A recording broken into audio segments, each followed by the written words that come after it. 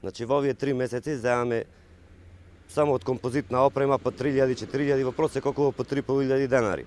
До сега имаме земено по 15.000 денари во 3 месеци. Значи она претходно што се зборуваше од наша страна дека земаме по 6.000 денари, истото продолжува и понатаму.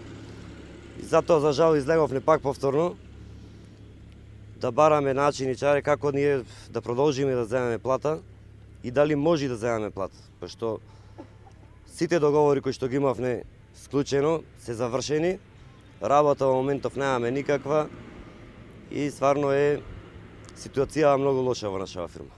Колку сте останати на работа? На работа сте останати 64 луѓе, ни беше ветувано дека доколку се намали бројот дека ќе биде многу добро за нас, дека ќе земеме редовно плата, ама тоа до денеска не се случува. Еве 3 месеци, како што кажав, по 3.500 денари, нека дојде и некој нека каже овде дали може да се живее со тие пари. Имаме сознание и потврда од директорот дека управниот одбор редовно си зема плата, затоа што му биле многу потребни тие работеле за фирмава, ама ние не видовме ништо, никаква работа од нив, не се ни цапнати во нашава фабрика. Решени сме од денеска е само како еден протест, да го активираме штрајко и нашите права да си ги бараме повторно по улици, повторно пред влада. Значи, ако мисла дека така треба да го решаваме проблемот, мораме така да постапиме. За овие 3 месеци здравствено придонеси платени се? Здравственото да, здравственото редовно се плаќа, ама придонеси Еврокомпозит, како што знаете, блокирана е сметката, се додека не дојде како што ни ветува инвеститор, значи не може придонеси да не се плаќаат. А за тоа се зборува нешто? Значи нас не беше кажано придонесите ќе бидат платени и ќе влезе инвеститор, ама до сега нема никаков инвеститор дојдено. Значи до денеска ни се платени придонесите, од сега пак треба да почнеме одново без придонеси.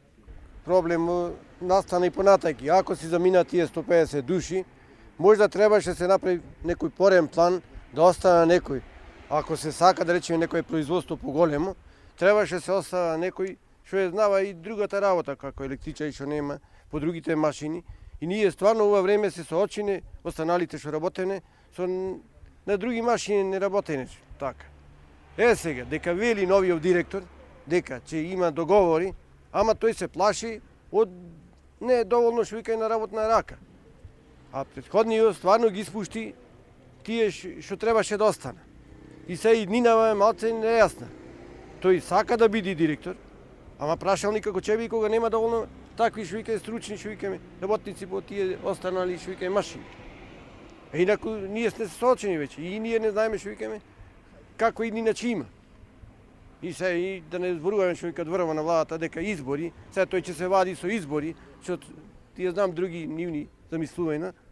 И стварно ние немаме друг одбор, а ни останува така да протестираме сега. Како што знаеме дека тие што ги пушти технолошки вишок, ги викаше он надвор после неколку месеци да иде да работа, тие земаја 1000 денари, 1200 дневница, а ние земавме само по 300 денари дневница. Значи, цело време ова само се купува, купување на време, ќе ви пуштам 3000, ќе ви пуштам 2000, ќе ви пуштам 5000.